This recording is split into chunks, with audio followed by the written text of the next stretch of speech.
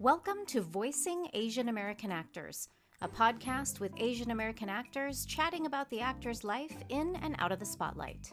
Here's your host, Ben Gonio.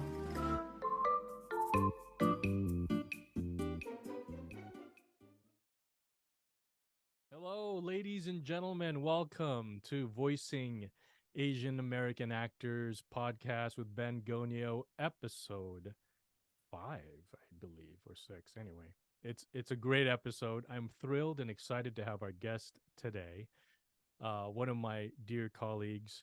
I don't see him very often, but when I do, especially his work, I'm always inspired, always happy to see his face on film, television, regional theater productions.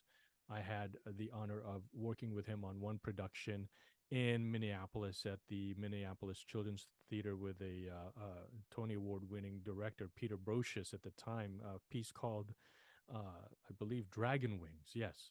And we'll go a little bit more into that experience. But my guest is Stan Egi. And now a little bit about Stan. He was born and raised in Honolulu, Hawaii, and graduated from the University of Hawaii and moved to New York City, where he worked off Broadway and on Broadway as well, and regional theaters. He performed on Broadway in the Tony Award winning Anything Goes. I love that musical, directed by Jerry Zaks at the Lincoln Center for about 2 years. Now, off Broadway credits include the leading roles in Golden Child, which I saw here at East West Players when I was in Los Angeles, by David Henry Hwang, and directed by James Lapine. And that particular production was at the Public Theater. He was also involved in Day Standing on Its Head by Philip Kahn Gotanda, a playwright I had the honor of working with here in Seattle on a workshop of one of his new plays. In that particular play, Standing on Its Head, was directed by Oscar Eustis at the Manhattan Theater Club. He's also done Yankee Dog You Die, directed by Sharon Ott, a wonderful director. I've worked with her up here at Seattle Rep too. And that particular project was at Playwrights Horizon. FOB, written and directed by David Henry Hwang. Now, regional theater credits include Seattle Repertory Theater, ACT Theater, American Conservatory Theater, Pasadena Playhouse, New Jersey Rep, Yale Rep, Kennedy Center, Guthrie Theater, Huntington Theater, Mark Taper Forum, Taper 2, South Coast Rep, Berkeley Rep, San Jose Rep. Wow. And after 10 years in New York, he moved to Los Angeles to work in film and television. Now, films include leading roles in The Rising Sun with Sean Connery. Saw that film. Wonderful film. Directed by Philip Kaufman. Paradise Road with Glenn Close, directed by Bruce Beresford. Golden Gate with Matt Dillon, directed by John Madden.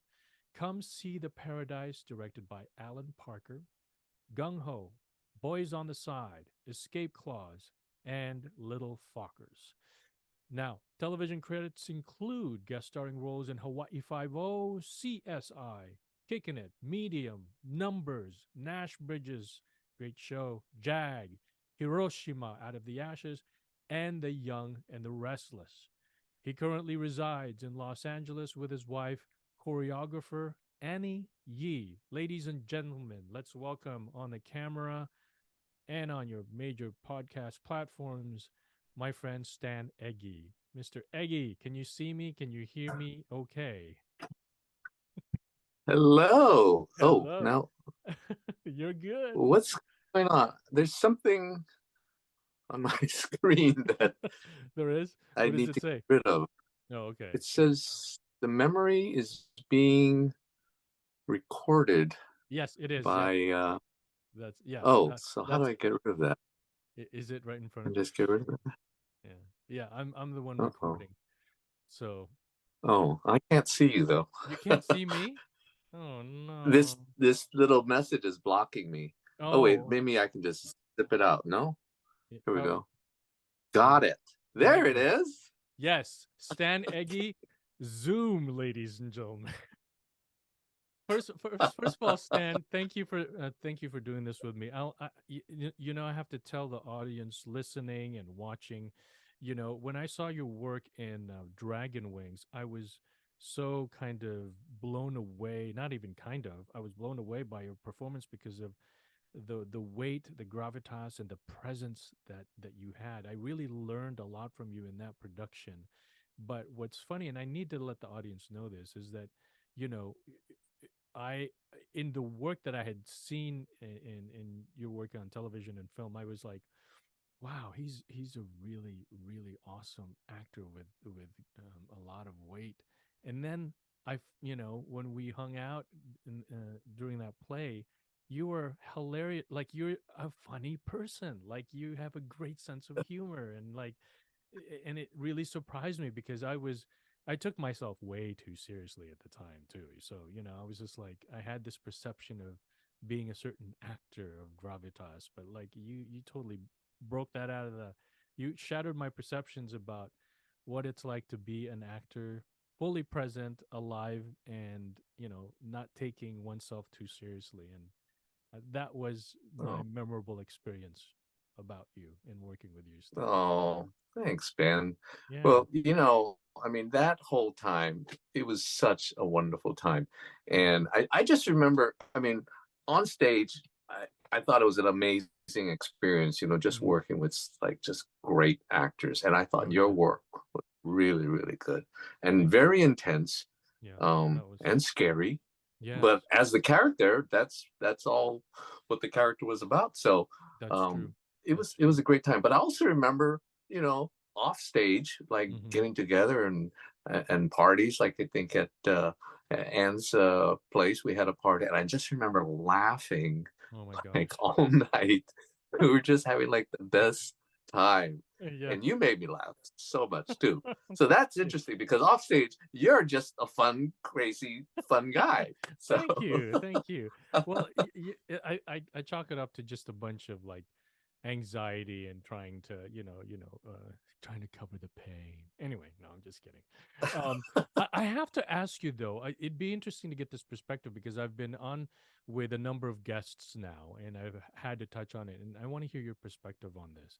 Now, I played in that play a character that was I believe Chinese, right? It was a Chinese Mhm, character from early San Francisco. Um, mhm. and and I don't recall the approach that Peter Brocious, our director, wanted at the time, but it was definitely a pan Asian production. And I don't know if that was intentional or not. The question, Stan, is I'm curious to know what your take is on the I'm getting from my other colleagues in all of the markets, New York, Chicago, and LA, and in regional theaters, this brewing conversation that's becoming a little contentious as well around casting now. There is a shift, more of a move towards like if there is a play like let's say that takes place in China, it has to be a native Chinese speaker or it has to be someone who identifies as Chinese. Um, and certainly there's space for all of it, Pan Asian or not, or ethnic specific. But what are your thoughts on that? I don't mean to put you on the spot and ask you such a kind of semi-controversial question right off the bat, but I thought about that just now and how if that would be still accepted, could I still be cast as Black Dog in Chinese American early San Francisco now with how casting trends are being and the sensitivity around identity.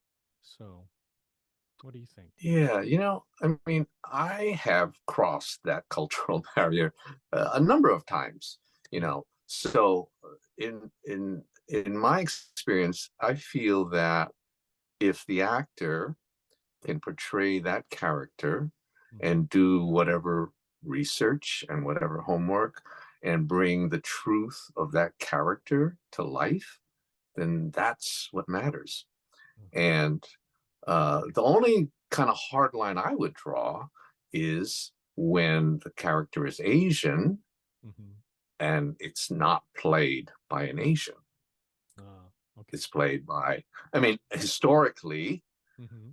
we've had that problem, of an Asian character played by a, a white actor. Sure. And for decades, really, Yeah. Right. they had the prosthetics, the eyes, the whatever makeup Yeah. put on the white actor. Mm-hmm. And we, the Asian actors, had no opportunities because of that. And so that's where I would draw the line.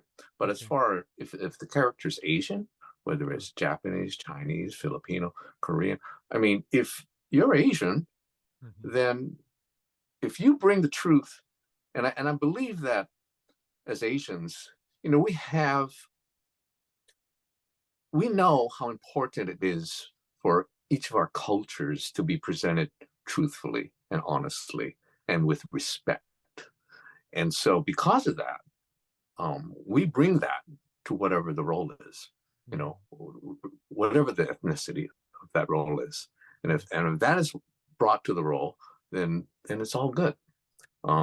It's just when we go back to, and I, God, you think that we've kind of passed that, and Right. when I think of Miss Saigon Sure. and what happened when Jonathan Pryce was playing that role, Yes. which was 1990, I believe. Yeah. You think we have moved beyond that, but every now and then something will kind of creep in and you go, oh my God, there it is again. Right. Asian actors are being denied access, opportunities, and we're told you just can't be that leading actor in that particular role. Only this Right. white actor can do that. Right. So that's where I would say, uh, that can't happen. Sure. Yeah. And Yeah. and I think that that Miss Saigon episode that I was really on the front lines of that whole Yeah. protest, Okay. and meeting with Cameron McIntosh and his people, and Wow. actually meeting with the mayor of New York, Wow. and having that whole, we did what we succeeded in was having the play, uh, um, or having Actors Equity say you can't cast this role with Jonathan Pryce. So that was kind of the success of that whole movement. Yeah. And then, of course, Actors Equity caved in, Yes. and because of all the economic pressures, they gave in, and basically Cameron McIntosh said, Yeah. I'm going to pull the play, and so Yes. Equity kind of caved in on that, and but the victory is that every single production that I know of, and this is internationally around the world, I've never ever heard of a white actor playing the role of the engineer since that time. Mm-hmm. So that's the victory, and that's the kind of lines that I draw. Sure. If the role is an Asian role, it needs to be an Asian actor. Wow. I did not realize that you were in the front lines of that whole controversy in terms of advocating for, you know, um, um, this whole thing with Jonathan Pryce and equity, because I had read a little bit about that when I was in high school, and I was just like, wow, this is a big matter. It's a and wow, that's a It was actually like a revolutionary time, yeah. because what happened was, word got out that this Jonathan Pryce was playing that role, and then B.D. Wong got on it, David Henry Wong got on it. I was part of. There was actually a lot of people involved. There was a whole New York contingency. There was a whole L.A. contingency, San Francisco, Chicago, and we all kind of got together. And these are the days when there were no cell phones, so the way we had to communicate was through phone, through faxes. Wow. And so I remember just going to Kinko's a lot, just to communicate across the country.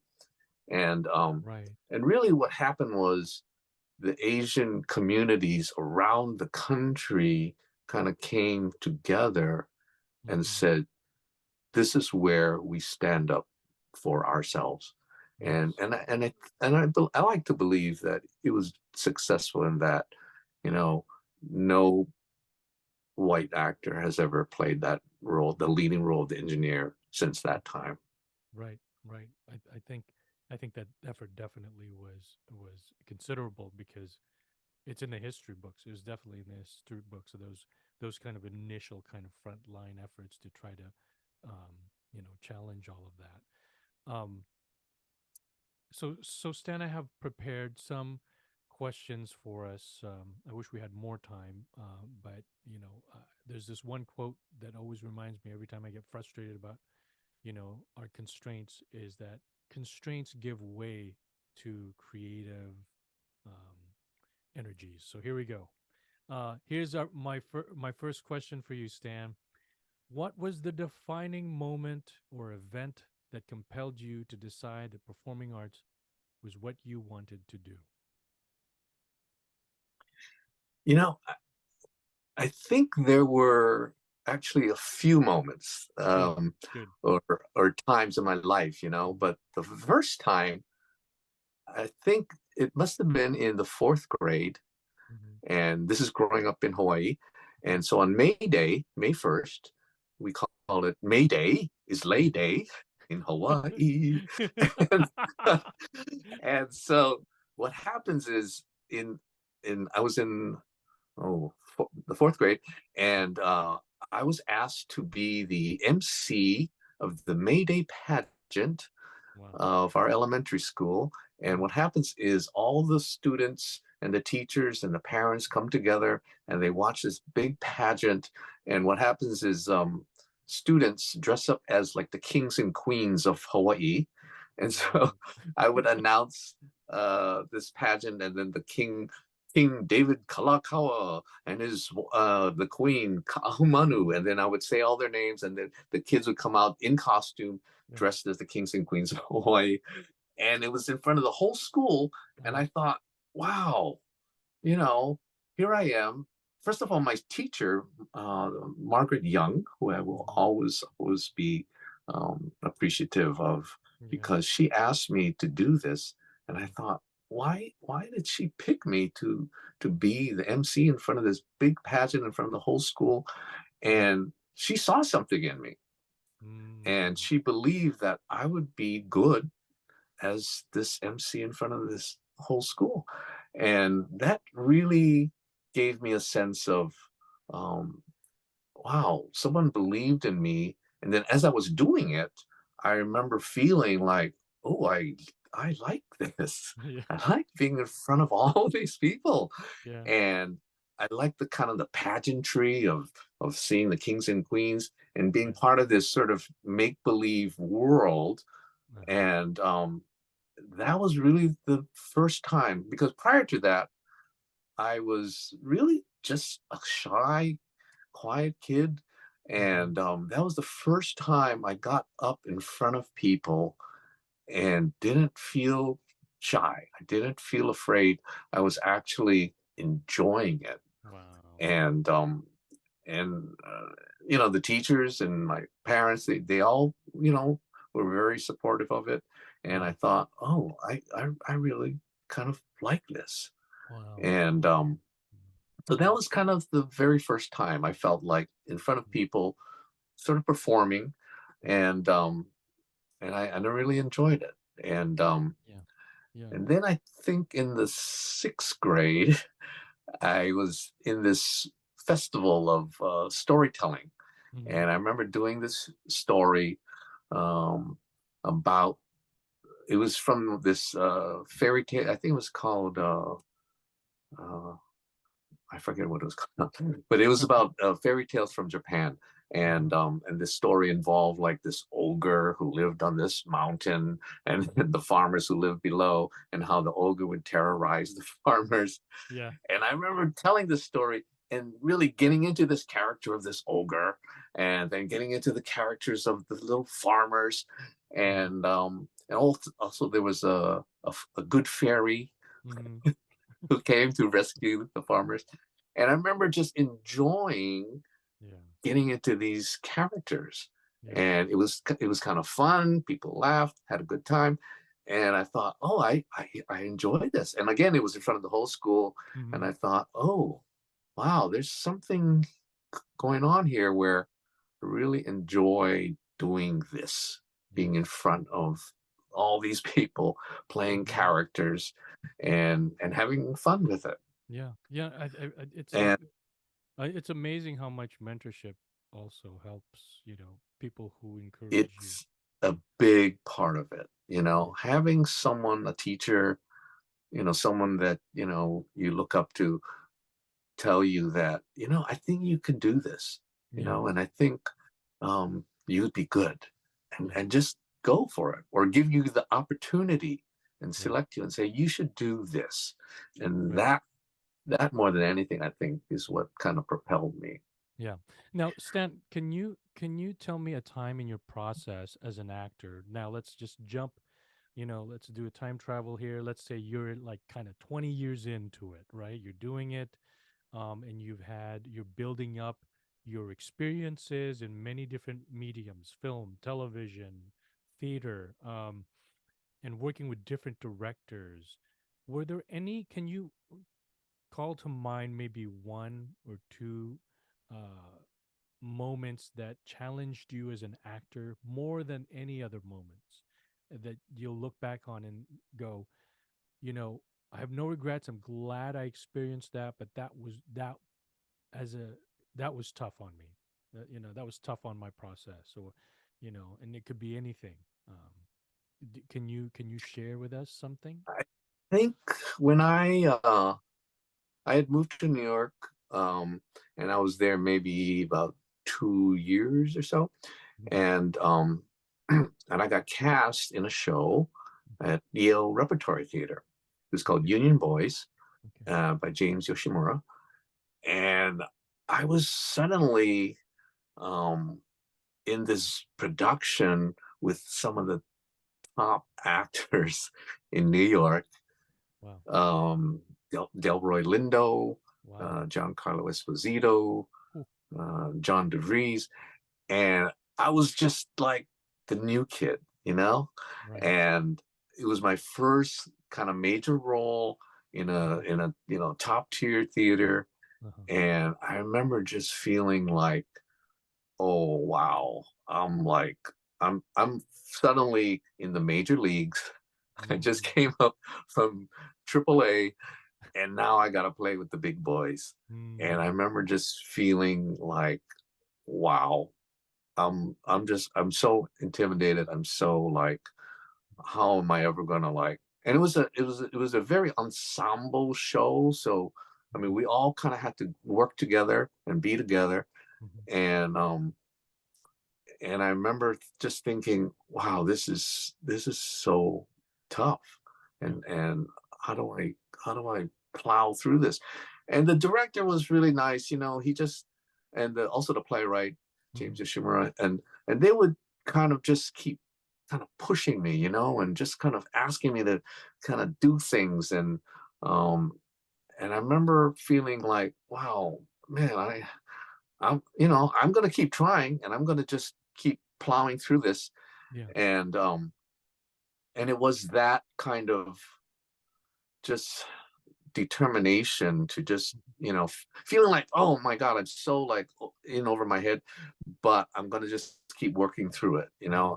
and the fact that I was working with really top good actors, I Mhm. think actually helped me, because what that made me do was kind of just dig down, and elevate Yeah. my game so that I could play ball with all of these guys. Wow. Wow. And Were they so generous? Were they generous? I mean, those actors, were they welcoming, accessible? Did they create safe space for you to help you kind of get and lift that level of, of I your mean, game? I think they're guys, and the Sure. show is about kind of working class guys. Sure, And sure. so part of that was, they're not necessarily going to baby you, or Sure. like, spoon feed you. Right. But at the same time, you know, uh, I think as actors, everybody, they want the show to be good, right? Sure. So if someone kind of needs to kind of get boosted, I mean, they did it in the sense that, um, as the characters, Mm. they Mm-hmm. would just kind of relate to you as the characters. Mm-hmm. But no, actually, I must say, like, Delroy Lindo, he would Mm-hmm. give me rides, Yeah. from New York. We would have to go to New Haven, Connecticut. So he would give me Mm. a ride. That's like a 2, 3 hour ride. And Wow. Giancarlo Esposito, he did the same thing. So in that sense, Wow. yeah, that was very nice and supportive and Yeah. kind of nice sort of camaraderie. Wow. Um, and I so, I love. I mean, and that was because, then you spend like 2, 3 hours in the car together and you can kind of talk shop and, Yeah. you know, I bet. I bet. um, The- And and and and a lot of it, he was just this new kid, like trying to like yeah. learn as much as I could from them, you know. These are great stories. Thank you for sharing that, Stan. Stan, we are running out of time, but I have two other major questions for you. It's actually two separate questions, but I want Yeah. to ask it in one. We're kind of approaching 5 minutes here.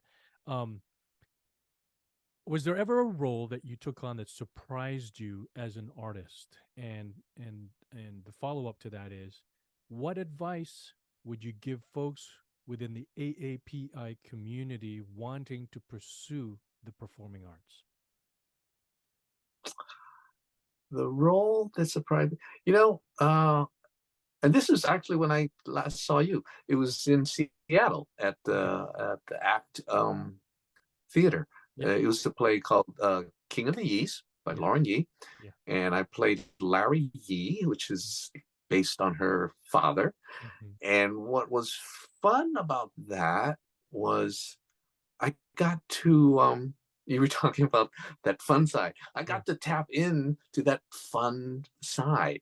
And Nice. I've done a lot of kind of, I don't know, intense, tough Yeah. guys, and this was just like fun and enjoyable, Hmm. and it was done in the round, so everywhere you look there was the audience, and I really felt like connected with the audience. Hmm. And it was like, it seems like the first time, or for one of the few times that I've really just had just pure kind of fun with the Hmm. role, Yeah. and connecting with an audience, and maybe Wow. even finding little moments to kind of improvise, or just kind of just be in the moment and just kind Sure. of play with the audience. Hmm. And but for me, actually, I've done stand-up comedy, Yeah. so comedy is actually something that I thoroughly enjoy. Yeah. And so this was like a wonderful opportunity to kind of just have fun and explore that. Wow. um Yeah.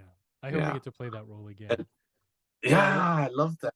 I got to do it again in Baltimore, Uh huh. and then again in Portland. So it's That's actually great. one of my most favorite roles. Yay, that's um awesome. So yeah. any advice for So, the young AAPI folks yeah, wanting to follow you your know path? this to me is the best time ever for Mm, Asian actors. I mean, you just look on TV, you look on the films, um, and you see so many faces yeah. that did not exist 10, 20 years ago. Um, when I was starting, and I'm going on, this Yeah. is 40 years for Yeah. me, Yeah. um, there were so few opportunities. So now is the best time. And what I would say is, listen to your heart, Mm, follow your heart, follow that feeling, that passion. If you feel like this is something I really want to do, this is something that gives me joy, in the same way that in the fourth grade I said, oh my God, I love this. mm-hmm. Feel that feeling and follow it. And if it's passion, if it's desire, if it's determination, then go for it, you know. But do the work, Mm-hmm. take classes, Mm-hmm. train, learn, study. If you're in high school, take drama classes, join the drama club. If you're in college, take all the classes you can with about acting and theater. Uh, if you're in another career and you're thinking, oh, maybe I always wanted to try, well, then join a theater group. See as many plays as possible. See what good acting is. See what inspires you. Learn from. I'm always learning. I'm always watching other actors, and I'm always learning. Always getting inspired.